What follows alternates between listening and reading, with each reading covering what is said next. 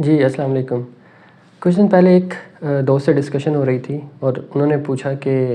آپ امریکہ میں 5 سال پڑھ کے آئے ہیں، وہاں رہ کے آئے ہیں، تو یہ بتائیں کہ پاکستان کے اور امریکہ کی سوسائٹی میں کیا ڈفرینس ہے؟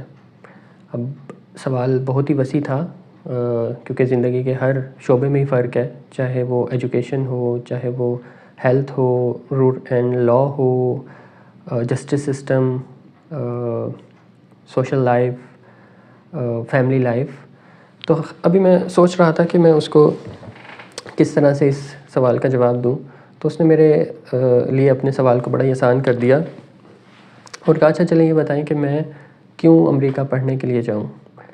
اب چونکہ میرا تعلق خود ایجوکیشن کے ساتھ ہے تو اس کا آنسر تھوڑا آسان ہو گیا اور میں نے سوچا آپ کے ساتھ بھی شیئر کرتا ہوں۔ سب سے پہلی چیز، اگر آپ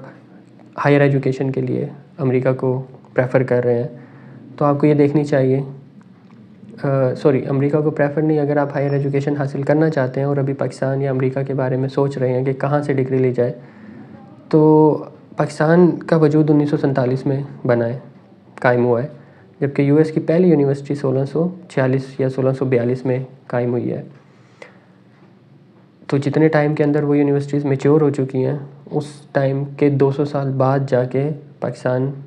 بنتا ہے اور پاکستان کی پہلی یونیورسٹی قائم ہوتی ہے۔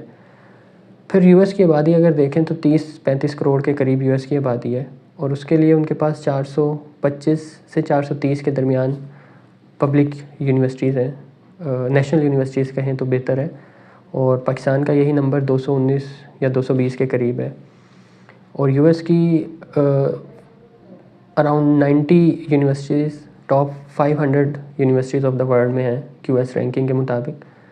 جبکہ پاکستان کی ہارڈلی ایک یونیورسٹی ٹاپ 500 میں آئی ہے، I think Quaid Azam university. اب یہ رینکنگ ظاہرہ کسی بیس پہ بنتی ہے اور اس میں ٹیچنگ سٹینڈرڈز ہوتے ہیں، اس میں ریسرچ کوالٹی ہوتی ہے، اس میں انڈسٹری کے ساتھ لنکیج ہوتا ہے، اور اسی طرح اور بھی ڈفرینٹ فیکٹرز دیکھے جاتے ہیں۔ تو اگر انہی 3-4 چیزوں کو دیکھا جائے کہ جن کی بیس پہ یو ایس یونیورسٹیز پاکستان سے بہت بہتر ہیں، تو آپ کو بات سمجھ میں آنے لگتی ہے۔ اور یہ رینکنگ امپروو کرنے کے لیے جو بجٹ سچویشن ہے، لائک یو ایس کو اگر دیکھیں تو اس کی یونیورسٹیز کا بجٹ اور پاکستان کی یونیورسٹیز کا بجٹ کوئی کمپیریزن ہی نہیں ہے۔ پاکستان تقریباً کوئی 90 سے 100 ارب روپے اپنی ایجوکیشن سیکٹر پہ خرچ کرتا ہے، اور یو ایس کی یہ فگر ٹریلینز میں ہے۔ تو اب ظاہر ہے کہ پاکستان کی یونیورسٹیز میں اسٹوڈنٹ کو وہ فیسلٹیز اویلیبل نہیں ہو سکتی جو ایک یو ایس کی یونیورسٹی میں اویلیبل ہوں گی۔ یہاں پہ اگر ہم ٹیچنگ سٹاف کی بات کریں یا ریسرچ انوائرمنٹ کی بات کریں،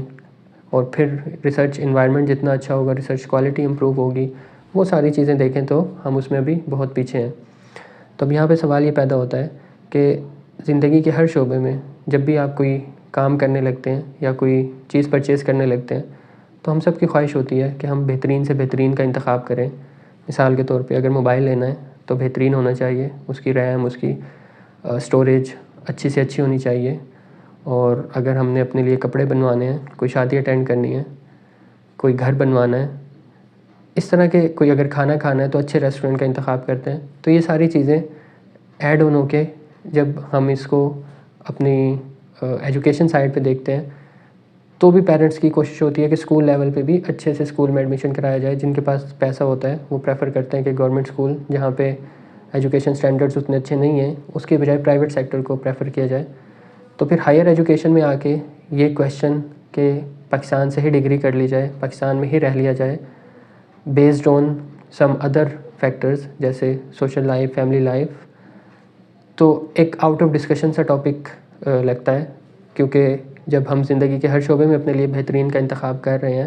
اور ہمارے پاس وسائل ہیں یا اپرچونیٹیز ہم اپنے لیے بنا سکتے ہیں، تو وائی ناٹ ہم اچھی یونیورسٹیز کو پریفر کریں۔ پھر یو ایس میں اگر رہنا ہے یا نہیں رہنا، وہاں کا انوائرمنٹ جو آپ کو امپیکٹ کرے گا، جو کہ اکثر لوگوں کا ایک سوال ہوتا ہے، وہ سیکنڈ نمبر پہ آئے گا، کیونکہ ہم ڈگری لے کے وہاں سے واپس بھی آ سکتے ہیں اور ضروری نہیں ہے کہ ہم نے وہاں پہ رکنا ہے یا وہاں پہ اپنی لائف سیٹل کرنی ہے،